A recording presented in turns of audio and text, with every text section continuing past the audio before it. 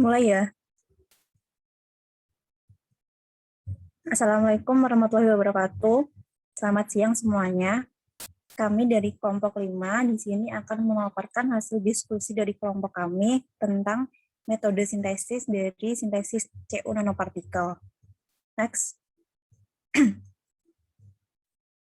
Sebelumnya, perkenalkan kami dari kelompok 5 yang beranggotakan Katrina Silviana dengan NIM 23, kemudian ada Anisha Anjarwati dengan NIM 46, ada Nina Kurnia Febriana dengan NIM 60, ada Pinka Rizky Maulida dengan NIM 66, ada Amalia Ramawati dengan NIM 67, dan Rizka Putri Mawarni dengan NIM 68.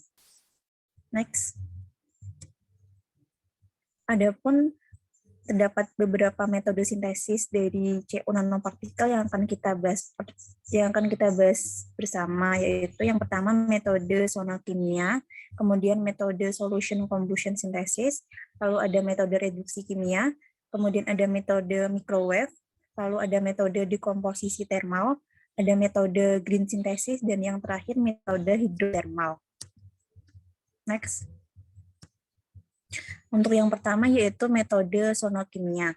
Untuk metode sintesis dengan sonokimia ini dilakukan dengan membuat molekul mengalami reaksi kimia dengan bantuan radiasi ultrasonik yang kuat, yaitu antara 20 kHz sampai 10 MHz. Untuk gambar di sebelah kanan itu dapat dilihat ada prosedur utama dari metode sintesis sonokimia ini, di mana di atasnya ditambahkan tambahan radiasi ultrasonik, yaitu dapat ditambahkan antara 20 kHz sampai 10 MHz. Next. Kemudian terdapat paper yang kami temukan yang berjudul Sonochemical Assisted Synthesis of CuO, Cu2O, CU nanoparticle as efficient photocatalyst for stimulation degradation of pollutant dyes in rotating package bed reactor, yang ditulis oleh Moslah dan kawan-kawan pada tahun 2018, di mana pada penelitian ini Moslah dan kawan-kawan mensintesis CU nanopartikel yang dibuat dengan menggunakan metode sintesis gabungan antara sonokimia dengan metode sintesis termal, dan hasil dari sintesisnya digunakan sebagai fotokatalis. Dari hasil penelitian itu didapatkan bahwa nanopartikel CU hasil sintesis dengan metode gabungan antara sonokimia dan metode termal dapat digunakan sebagai fotokatalis baru untuk degradasi fotokatalitik. Dari hasil sintesisnya didapatkan analisis menggunakan XRD, yaitu gambar sebelah kiri dapat dilihat ada puncak CU pada bidang 111, 002 dan bidang 022. Lalu untuk hasil analisis menggunakan instrumen SEM dari nanopartikel hasil sintesisnya didapatkan hasil bahwa bentuk dan morfologi dari nanopartikel yang dihasilkan menunjukkan bahwa hasil sintesis memiliki morfologi yang sferis dengan luas permukaan yang besar sehingga nanopartikel hasil sintesis cocok untuk proses katalitik. Next. Kemudian ada dan juga kekurangan dari metode sintesis menggunakan sonokimia ini. Untuk kelebihannya, metodenya sederhana dan juga ekonomis, kemudian tidak membutuhkan tambahan aditif, lalu tidak melibatkan energi dan tekanan tinggi, dalam waktu yang singkat, kemudian meningkatkan laju reaksi. Sedangkan untuk kekurangan dari metode sintesis sonokimia ini yaitu energinya tidak efisien, kemudian yield atau rendement yang dihasilkan rendah, dan efisiensinya rendah.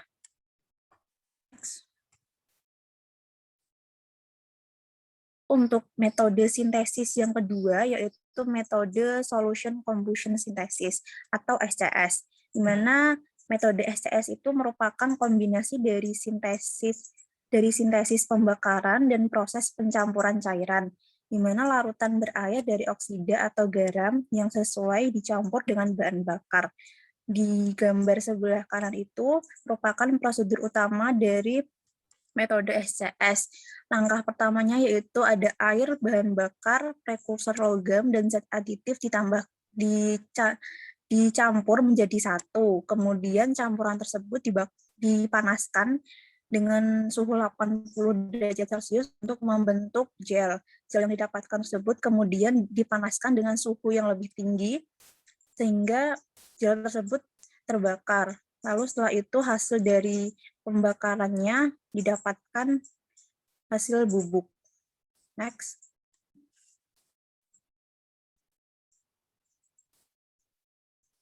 Kemudian kami menemukan satu paper yang menggunakan metode solution combustion untuk mensintesis CU nanopartikel yang berjudul Solution Combustion Synthesis of CU Nanoparticle, a Role of Oxidant Full Ratio, di mana dari paper yang kami temukan ditulis oleh Jadov dan kawan-kawan pada tahun 2011. Hasil penelitian dari Jadov dan kawan-kawan ini, dia mensintesis nanopartikel CU dengan metode sintesis solution combustion. Nanopartikel CU berhasil disintesis menggunakan metode SCS ini dengan diameter dari nanopartikel yang dihasilkan antara 20 sampai 21 nanometer. Kemudian hasil analisis dari nanopartikel yang dihasilkan menggunakan instrumen XRD dapat dilihat pada gambar sebelah kiri, di mana hasilnya ditemukan puncak dari CU nanopartikel pada bidang 111 dan juga bidang 200. Kemudian ada juga puncak dari CUO pada bidang 002, 111, 202, 211, 202, dan 022. Ada juga puncak dari CU2O pada bidang 110, 002, 111, 020, 112, dan 021. Kemudian yang sebelah kanan itu merupakan hasil analisis nanopartikel dengan menggunakan instrumen SEM, di mana hasil analisis menggunakan instrumen SEM dari partikel hasil sintesis menunjukkan bahwa nanopartikel tampak seperti spons, di mana nanopartikel ini membentuk aglomerat dengan ukuran dan bentuk yang berbeda. Next.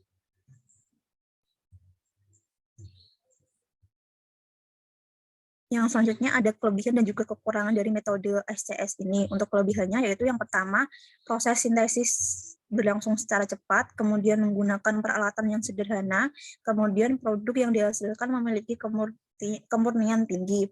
Di samping itu terdapat kekurangan dari metode SCS ini. Yang pertama, kurangnya kontrol morfologi nanopartikel, dan yang kedua, kemungkinan adanya pengotor organik sisa dari pembakaran yang tidak sempurna. Next.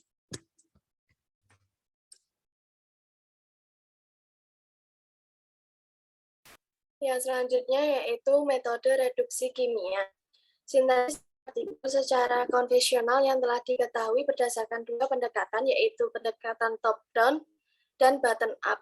Salah satu metode pendekatan bottom-up dari sintesis nanopartikel yang sering digunakan yaitu reduksi kimia, di mana reaksi utama yang terjadi adalah reduksi atau oksidasi. Reduksi kimia merupakan metode yang digunakan untuk melakukan preparasi nanopartikel yang stabil dan membentuk koloid, air, atau pelarut organik lainnya. Pada metode reduksi kimia, ketika dilakukan preparasi nanopartikel logam dengan metode reduksi kimia, ion logam direduksi oleh agen pereduksi dengan penambahan agen protektif untuk menstabilkan nanopartikel. Stabilitas nanopartikel memegang peranan yang sangat penting, terutama ketika nanopartikel tersebut dikarakterisasi dan diaplikasikan ke dalam sebuah produk. Next.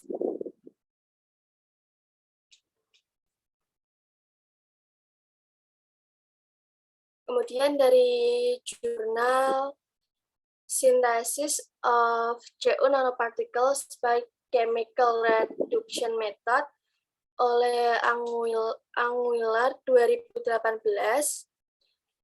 pada jurnal tersebut, ion Cu2+ direduksi dan distabilkan dengan natrium borohidrida dan polivinyl pyrrolidon. Masing-masing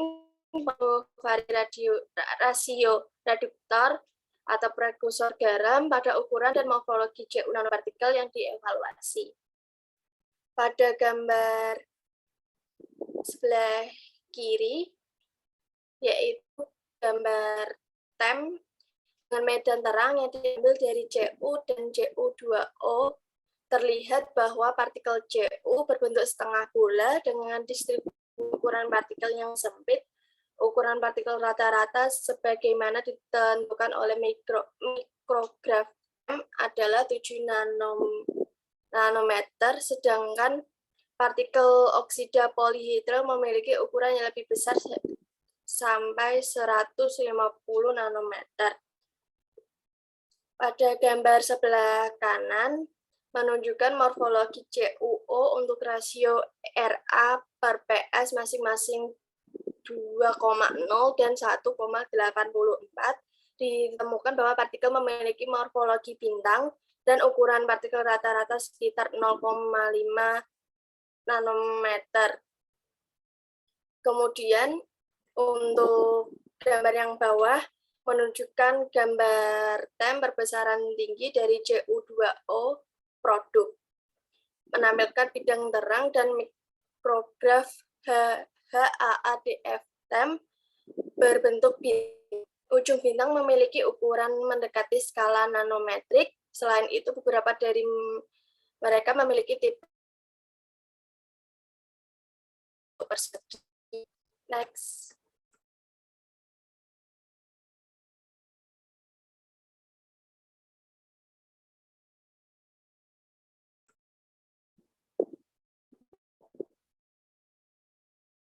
Kemudian jurnal selanjutnya yaitu Synthesis, Characterization, and Catalytic Activity of CuO nanoparticles prepared in aqueous medium dari Badawi 2015. Nanopartikel tersebut disintesis tembaga oksida nanopartikel disintesis dengan metode reduksi kimia yang dimodifikasi dalam media berair menggunakan hidrasin sebagai reduktor dan tembaga sulfat pentahidrat sebagai prekursor. Kemudian hasil gambar sebelah kiri menunjukkan CuO nanopartikel yang disintesis dengan reduksi kimia dengan hidrasin hidrat, bahwa menunjukkan kecenderungan aglomerasi lebih tinggi dari nanopartikel dalam gumpalan yang diaglomerasi. Di tepi beberapa partikel ada kristal tunggal dari struktur kubik berpusat wajah. Ukuran sebenarnya dari nanopartikel diperkirakan dari mikrograf TEM rata adalah sekitar 11 sampai 14 nanometer. Sedangkan untuk gambar yang sebelah kanan, morfologi partikel dipelajari secara SEM yang menunjukkan bahwa partikel monodispersi dan aglomerasi berukuran 2 mikron. Partikelnya berbentuk bola dan memiliki ukuran seragam sekitar 18 nanometer dan 0,80 nanometer. Next. Untuk sintesis selanjutnya yaitu berdasarkan paper yang kami dapat dengan judul Sintesis Dispersi Sangat Stabil dari Partikel Tembaga Berukuran Nano menggunakan asam L-ascorbat yang telah diteliti oleh Jin Xiang pada tahun 2011. Nah, peneliti tersebut telah berhasil mensintesis nanopartikel dengan ukuran partikel rata-rata kurang dari 2 nanometer melalui metode reduksi kimia berbantuan dari penambahan asam L-ascorbat. Penambahan asam ascorbat ini karena asam ascorbat sebagai zat reduksi maupun capping untuk mencegah agregasi nanopartikel tembaga atau untuk menghindari kontaminasi senyawa organik lainnya. Nah, dalam penelitiannya, Peneliti menggunakan bahan berupa CuCl2H2O yang bertindak sebagai prekursor untuk pembentukan nanopartikel CO, dan juga asam ascorbate yang bertindak baik sebagai reaktor dan capping agent, dan menggunakan air deionisasi yang digunakan dalam setiap percobaannya. Nah, berdasarkan hasil yang telah didapatkan dari peneliti tersebut, ini didapatkan data dari spektrum FTIR-nya, dapat ditunjukkan bahwa sampel yang diuji benar-benar merupakan nanopartikel CU karena terdapat adanya struktur polihidroksil pada permukaan nanopartikel. Hal ini dapat kita lihat di grafik FTIR sebelah kiri. Dan sedangkan untuk gambar sebelah kanan atas, yaitu analisis berdasarkan spektrum ITS yang terlihat jelas bahwa puncak yang dihasilkan merupakan puncak dari logam CU, yang berarti produk yang diperoleh merupakan CU secara murni. Dan untuk gambar kanan bawah, yaitu analisis menggunakan UV vis, yang mana puncak absorbensinya akan semakin melebar dengan meningkatnya konsentrasi asam ascorbate, dengan nanopartikel tembaga muncul di sekitar panjang gelombang 570 nm. Next. Kemudian kelebihan dan kekurangan dari metode reduksi kimia. Untuk kelebihannya yang pertama yaitu menghasilkan nanopartikel dalam berbagai bentuk, yaitu nanorods, nanowires, nanoprims, nanoplates, nanopartikel berongga. Yang kedua yaitu metode reduksi kimia dapat menyempurnakan bentuk dan ukuran dari nanopartikel dengan mengubah zat reduksi, zat pendispersi, waktu, dan suhu. Yang ketiga, proses reduksian ini menggunakan peralatan yang tidak rumit dan menghasilkan sejumlah besar nanopartikel dengan biaya yang murah dan dalam waktu yang singkat. Yang keempat yaitu memungkinkan dilakukannya dalam skala yang besar. Untuk kekurangannya yaitu yang pertama adanya perbedaan karakter dari hasil sintesis karena penambahan agen protektif untuk menstabilkan nanopartikel. Yang kedua, agen protektif mempengaruhi hasil nanopartikel. Jadi setiap menggunakan agen yang berbeda menghasilkan karakteristik nanopartikel yang berbeda pula sesuai dengan agen protektifnya. Next. Untuk metode sintesis CU nanopartikel selanjutnya yaitu melalui metode microwave, yang mana metode sintesis ini melalui pemanasan secara langsung dengan menggunakan microwave dari prekursor molekuler.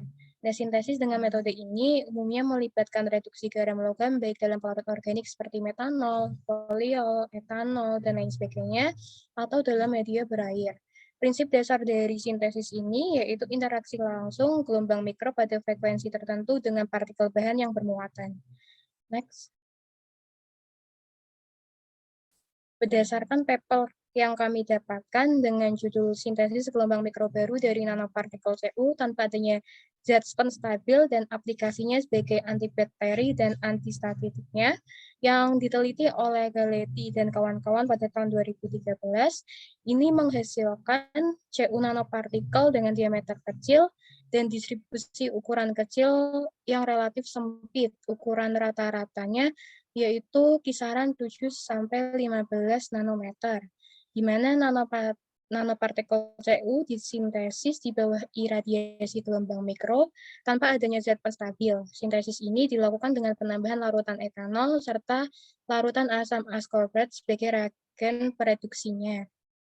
Nah, pada gambar sebelah kiri, yaitu hasil analisis XRD-nya dari nanopartikel yang diperoleh pada akhir sintesis, menunjukkan bahwa adanya tembaga logam yang diperoleh sebagaimana dikonfirmasi oleh kehadiran eksklusif puncak difraksi fase kubiknya.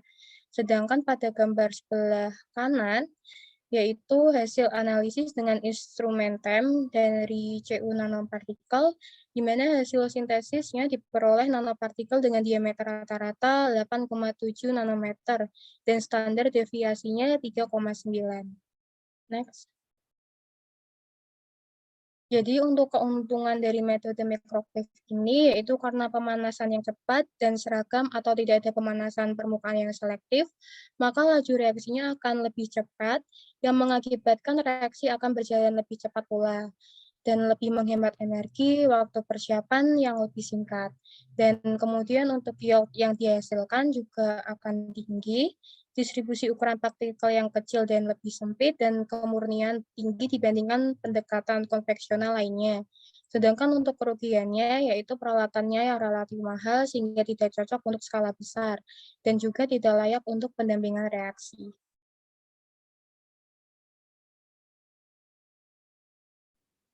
Selanjutnya yaitu metode dekomposisi termal.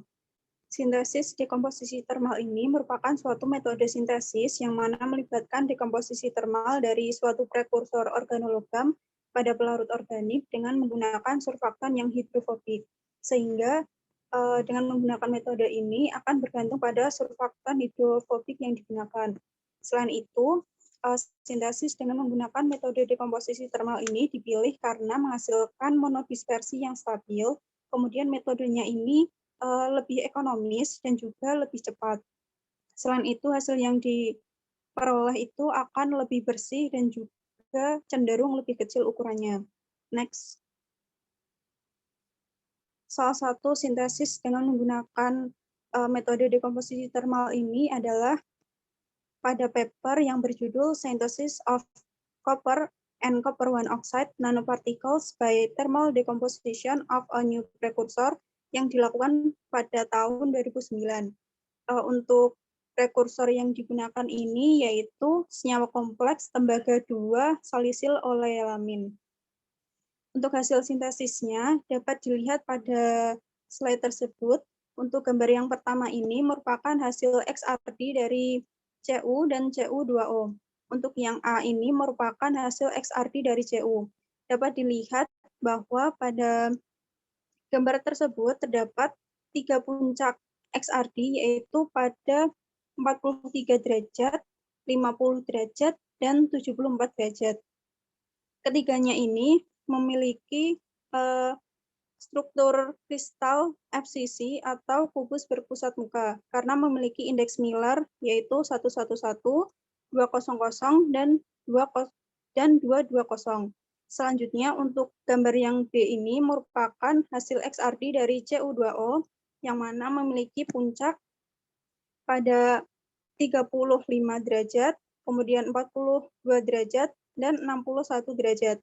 Ketiganya ini sama-sama memiliki struktur kristal FCC atau kubus berpusat muka seperti pada hasil XRD dari Cu. Karena memiliki indeks Miller 111, 200, dan 220. Selanjutnya, untuk gambar yang kedua ini merupakan hasil SEM dan hasil TEM. Untuk gambar A ini merupakan hasil SEM dari Cu, yang mana dapat dilihat Cu ini mengalami aglomerasi. Selanjutnya untuk yang B ini merupakan hasil TEM dari Cu2O. Dapat dilihat pada gambar tersebut bahwa bentuk dan ukurannya ini tidak berubah meskipun telah terjadi reaksi oksidasi dengan udara. Untuk ukurannya ini sekitar 8-10 nanometer. Selanjutnya, untuk gambar yang ketiga ini merupakan spektra absorpsi UV-vis Cu dan Cu2O. Untuk gambar A ini, untuk spektra yang A ini merupakan absorpsi dari Cu karena dapat dilihat pada yang A ini terdapat puncak pada panjang gelombang 573 yang menandakan adanya Cu. Kemudian yang B ini untuk yang B ini puncak 573 ini menghilang, kemudian terjadi peningkatan intensitas pada 360 nm yang mana menunjukkan adanya perubahan dari Cu menjadi Cu2O. Next. Untuk kelebihan dan kekurangan dari metode ini yaitu kelebihannya dapat menghasilkan produk yang lebih bersih, kemudian biaya yang dibutuhkan tidak terlalu besar dibandingkan dengan metode lainnya, dan hasil yang diperoleh ini biasanya ukurannya sangat kecil, sekitar 9 nanometer. Untuk kekurangannya, terkadang terjadi aglomerasi, dan prosesnya ini bergantung pada surfaktan hidrofobik yang digunakan. Next.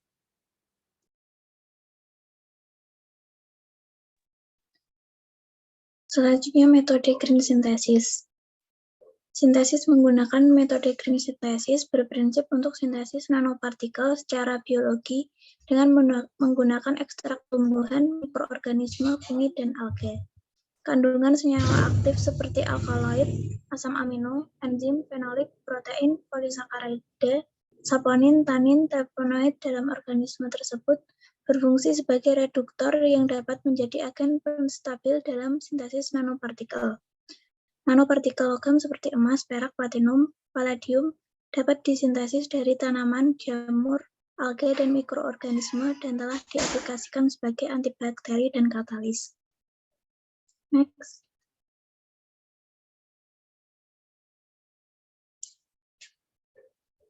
Dari jurnal penelitian yang berjudul Green Synthesis of CU Nanoparticle Using Curcuma longa Extract and Their Application in Antimicrobial Activity yang dilakukan oleh Jaya Rambu dan kawan-kawan pada tahun 2019, dilakukan sintesis nanopartikel tembaga 2 oksida menggunakan metode green synthesis dengan ekstrak air kurkuma longa sebagai pelarut. Dari penelitian tersebut dihasilkan pada gambar A menunjukkan morfologi nanopartikel CU pada perbesaran yang berbeda. Pada gambar B merupakan gambar FESEM resolusi tinggi menegaskan ukuran partikel berada pada kisaran 5-20 nanometer. Pada gambar C menunjukkan komposisi serbuk nanopartikel CU diperoleh dari spektrum EDS yang menunjukkan keberadaan CU, C, dan oksigen. Pada gambar D adanya puncak difraksi pada 43,26 derajat, 50,32 derajat, dan 74,05 derajat di indeks sebagai bidang 111, 200, dan 220 dan menunjukkan sifat kristal dari nanopartikel. Ukuran kristal rata-rata yang dihitung menggunakan rumus Debye-Scherrer adalah 16,77 nanometer. Pada gambar 2A menunjukkan TM dari nanopartikel CU pada perbesaran tinggi dengan ukuran partikel 5-20 nanometer. Pada gambar D menunjukkan histogram distribusi ukuran partikel nanopartikel CU pada kisaran 5-25 nanometer. Pada gambar C merupakan analisis UV vis nanopartikel CU menunjukkan spektrum serapan UV dari nanopartikel CU yang terdispersi dalam larutan etanol dengan maksimal absorbensi pada panjang gelombang 524 nanometer. Next. Selanjutnya dari jurnal penelitian dengan judul Green Synthesis of Copper Nanoparticle by Citrus Lemon Fruit Extract Characterization and Antibacterial Activity yang dilakukan oleh Muhammad W. Amer dan Aki M. Awad, dilakukan sintesis dan stabilisasi nanopartikel CU menggunakan metode green synthesis dengan ekstrak air buah jeruk limau pada suhu kamar. Dihasilkan pada gambar 3 merupakan spektrum serapan UV vis nanopartikel tembaga menggunakan ekstrak buah jeruk lemon.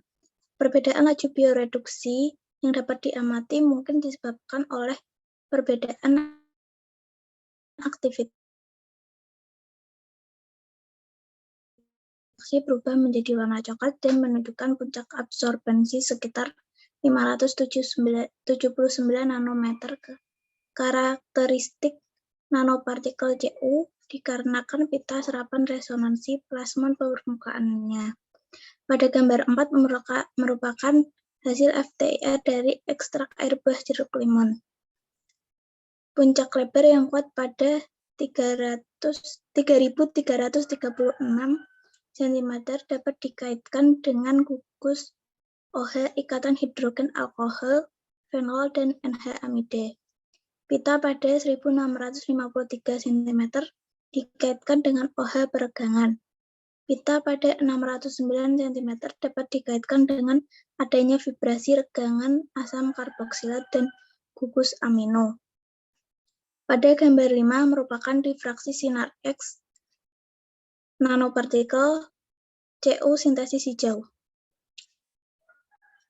Dapat dilihat puncak tajam dari pola XRD menunjukkan sifat kristal dari nanopartikel Cu. Puncak di 43,3 derajat, 52,5 derajat, dan 73,8 derajat sesuai dengan indeks Miller 111, 200, dan 220. Next.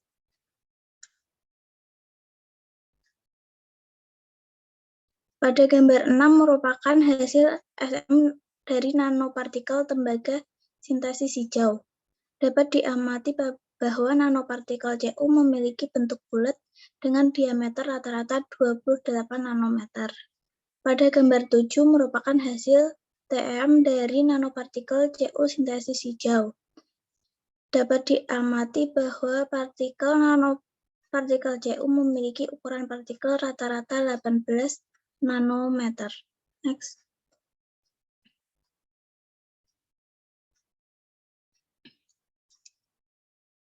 Kelebihan dari metode green synthesis. Yang pertama, metode ini ramah lingkungan, tidak berbahaya atau non-toksik, dan biaya yang murah, serta membutuhkan energi yang tidak terlalu tinggi, dan ukuran dan morfologi nanopartikel dapat dikontrol. Kelemahan dari metode green synthesis ini, yang pertama, teragregasi pada kondisi asam dengan pH kurang dari 2, distribusi ukuran partikel lebih bervariasi, dan membutuhkan alat bantu untuk mempercepat sintesis seperti microwave.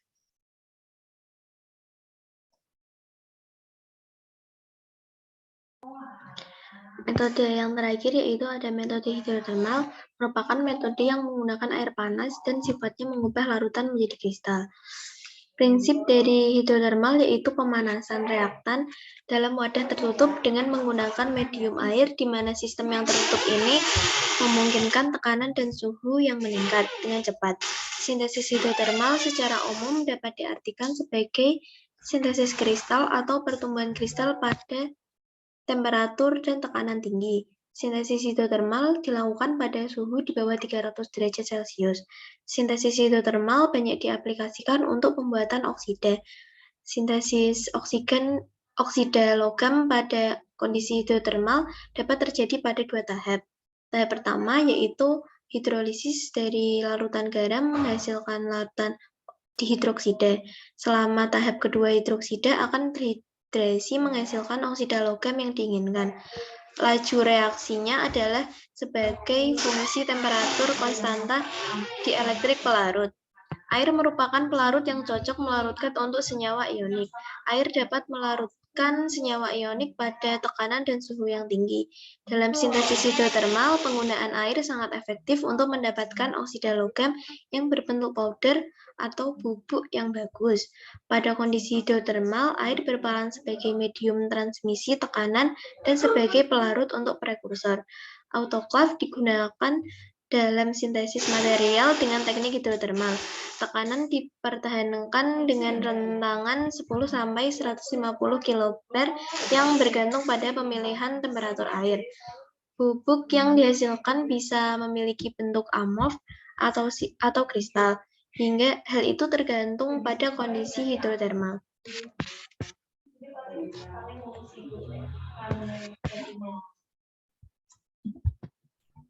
Pada artikel sintesis hidrotermal tembaga 2 oksida dengan kinerja pengindaraan gas PTX yang ditingkatkan menggunakan sensor kemi resistif dilakukan oleh Tangmani dan Pasha pada tahun 2021. Tujuan dari penelitian tersebut yaitu untuk mensintesis CuO dengan metode hidrotermal untuk mengembangkan sensor kimia PTX. Metode sintesis hidrotermal dipilih karena merupakan teknik yang hemat biaya dan mudah diadopsi untuk mensintesis tembaga 2 oksida atau CuO nanopartikel. PTX merupakan senyawa hidrokarbon aromatik yang berbahaya dan menjadi masalah pencemaran udara di zona perkotaan dan pedesaan negara maju maupun berkembang, serta diklasifikasikan sebagai pencemar lingkungan prioritas. Sensor kimia berbasis CuO nanopartikel ideal untuk deteksi kualitatif uap bahan kimia BTX, yaitu benzen, toluen, etilbenzen, dan silena. Untuk karakterisasi yang pertama yaitu menggunakan XRD, puncak difraksi yang menonjol pada nilai 2 theta yaitu pada 110, 002, 111, 202, 020, 202, 113, 311, 220, 331, 222, dan 312 sesuai dengan CuO nanopartikel pada fase monoklinik. Ukuran kristal rata-rata dari CuO nanopartikel dihitung menggunakan rumus Debye-Scherrer dan ditemukan menjadi 20 nanometer.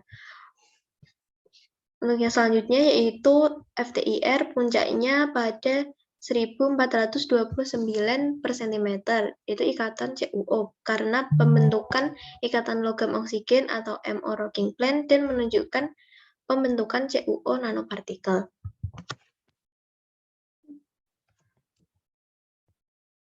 Yang ketiga yaitu menggunakan UV-Vis. Teknik ini digunakan untuk menganalisis karakterisasi optik dan energi celah pita optik atau EG dari CuO nanopartikel yang disintesis. Kurva menunjukkan pita serapan pada 252 nanometer dan ini menunjukkan eksitasi elektron dari pita valensi ke pita konduksi dan juga mengonfirmasi pembentukan CuO nanopartikel.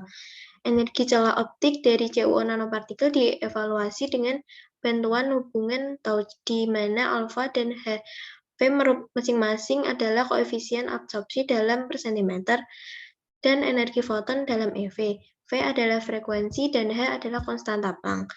K adalah konstanta yang bergantung pada material, N adalah faktor eksponen, dan EG adalah energi celah pita optik dalam elektron volt. Yang terakhir yaitu analisis menggunakan SEM dilakukan untuk memantau morfologi permukaan dari CuO nanopartikel yang disintesis. Pada gambar A sampai C dengan perbesaran yang berbeda menunjukkan nanopartikel self-align yang terbentuk memiliki morfologi esferis yang unik. Komposisi kimia, permukaan, dan kemurnian CuO nanopartikel diidentifikasi dengan menggunakan energi dispersif spektroskopi atau EDS dan digambarkan pada gambar 4D.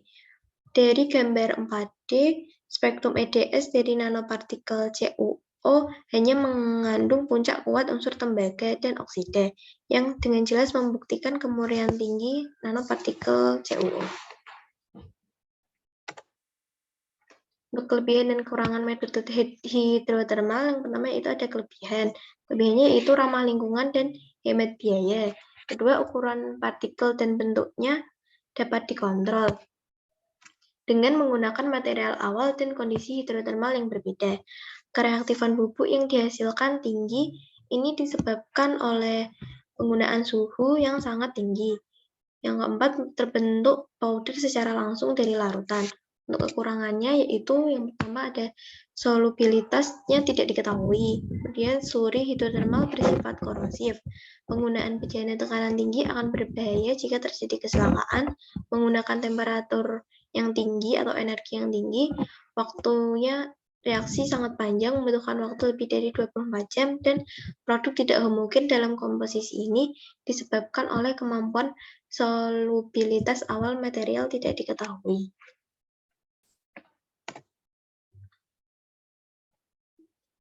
Kemudian yang terakhir ada kesimpulan dari metode sintesis yang terbaik untuk mensintesis nanopartikel CO, di mana metode sintesis yang terbaik menurut dari kelompok kami setelah mereview beberapa metode sintesis yaitu metode reduksi kimia. Di mana metode sintesis nanopartikel dengan metode reduksi kimia dapat ditambahkan asam ascorbat sebagai agen reduksi dengan peningkatan konsentrasi dari asam ascorbat meningkatkan pembentukan nanopartikel CO dengan ukuran yang lebih kecil. Kemudian peningkatan konsentrasi dari asam L-ascorbat mengarah pada pembentukan nanopartikel CO yang lebih kecil. Lalu untuk menghindari toksisitas dan menyiapkan CO nanopartikel yang ramah lingkungan, maka perlu menggunakan asam ascorbat dalam proses reduksi kimia. untuk hasil sintesis dari CU nanopartikel dengan metode reduksi kimia, untuk paper 3 menghasilkan ukuran nanopartikel CU sebesar 7 nanometer, paper 4 dengan metode sintesis reduksi kimia menghasilkan ukuran nanopartikel CU sebesar 11-14 nanometer, dan yang terakhir paper 5 dengan metode sintesis reduksi kimia juga menghasilkan nanopartikel CU sebesar kurang dari 4 nanometer. Next. Baik, cukup sekian pemaparan materi beberapa proses sintesis untuk sintesis CU nanopartikel dari kelompok 5. Mohon maaf apabila masih banyak kesalahan dan juga kekurangan. Dan apabila terdapat pertanyaan dari teman-teman semua dapat ditulis di kolom komentar ya. Terima kasih.